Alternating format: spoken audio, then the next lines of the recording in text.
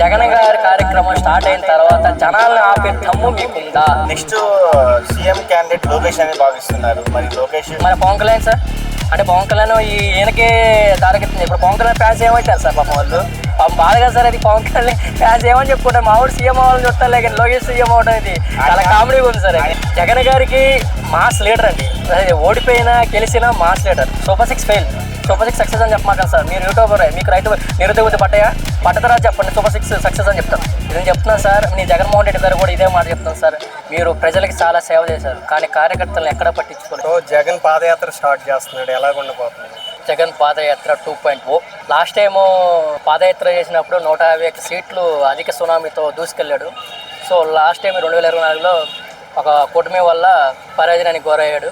So 2029 ఎలక్షన్లో జగన్ 2.0 పాదయాత్ర start చేయబోతున్నాడు. ఖచ్చితంగా భారీ మెజార్టీతో, అది కూటమి అయినా సరే సింగిల్గా వచ్చినా సరే భారీ మెజార్టీతో వెళ్తారని అనుకుంటున్నాను.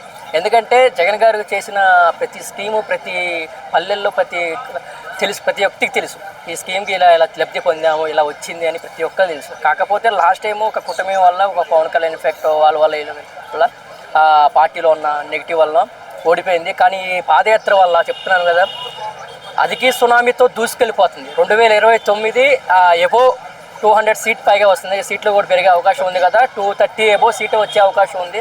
డెఫినెట్లీగా సీఎంగా జగన్మోహన్ రెడ్డి గారు ఖచ్చితంగా అవుతారని బలంగా చెప్పగలుగుతాం. అంటే ఇప్పుడు ఏదన్నా చిన్న ఫంక్షన్లకు వెళ్ళినా, ఏమన్నా పరామర్శకి వెళ్ళినా కూడా విపరీతంగా జనాలు వస్తున్నారు సార్. ఎట్లా జగన్ గారికి జనాదరణ ఎప్పుడు తగ్గలేదు సార్, అది ఒకటి గుర్తుపెట్టుకోవాలి. ఏంటంటే 2024 ఓడిపోయారు, 11 సీట్లు అంటున్నారులే, కానీ నిజంగా నైతికంగా గెలిచాడు. ఏ విధంగా చెప్తా వినండి. జగన్ గారికి వచ్చింది 1,23,00,000 ఓట్ల పరంగా మాట్లాడుకుంటే, అటుపక్క వచ్చింది 1,60,00,000 2 లక్షల ఓట్లు, డిఫరెన్స్ 40 లక్షల ఓట్లే.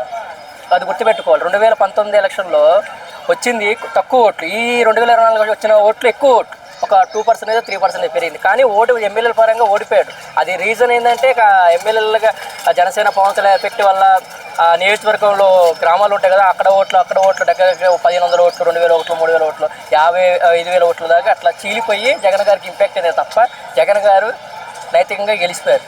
అంటే మళ్ళీ లోకేష్ సీఎం అని చేస్తారంటున్నారు. ఎలక్షన్స్ టైంకి వచ్చేసరికి Jagan versus Nara Lokesh Lokesh not suitable for the Jaganmohan Reddy sir. Jagan గారికి మాస్ లీడర్ అండి, ఓడిపోయినా గెలిచినా మాస్ లీడర్. అట్లా మాట్లాడే దమ్మున్న వ్యక్తి, కరెక్ట్గా నమ్మింది సిద్ధాంతాలని కట్టుబడి ఉండి చెప్పింది ఏదో చేస్తాడు అంతే తప్ప వీళ్ళలాగా చెప్పింది 40 చెప్పి 4 చేయటం కాదు. ఆయన చెప్పింది నవరత్నాలని స్థాపించాడు, వాటిని అవలంబించాడు. టీడీపీలో చాలా మంది ఏమంటున్నారంటే నెక్స్ట్ సీఎం క్యాండిడేట్ లోకేష్ అని భావిస్తున్నారు. మరి లోకేష్ మన పవన్ కళ్యాణ్ సార్, అంటే పవన్ కళ్యాణ్ ఈయనకే దారికెత్తుంది. ఇప్పుడు పవన్ కళ్యాణ్ ఫ్యాన్స్ ఏమవుతారు సార్ పాపం వాళ్ళు? పాపం బాధగా సార్ అది. పవన్ కళ్యాణ్ ఫ్యాన్స్ ఏమని చెప్పుకుంటారు, మా ఊరు సీఎం అవ్వాలని చూస్తారు, లేక లోకేష్ సీఎం అవడం ఇది చాలా కామెడీగా ఉంది సార్. సార్ ఇక్కడ ఏంటంటే పవన్ కళ్యాణ్ గారికి హ్యాపీయే, ఎందుకంటే డిప్యూటీ సీఎం ఉంది, నెక్స్ట్ ఒక 10 సీట్లో ఎంత ఇస్తారు ఆయన వరకు పైన ఉన్నవాళ్ళకి. కానీ కింద ఉన్న కార్యకర్తలు ఉంటారు సార్, ఏ కార్యకర్త అయినా నిఖార్సుగా పనిచేస్తారు, టీడీపీ అయినా, జనసేన అయినా, వైఎస్ఆర్సీపీ అయినా. కానీ నాయకులే దొంగలే, కానీ కార్యకర్తలు మాత్రం నిజాయితీగా పనిచేస్తారు.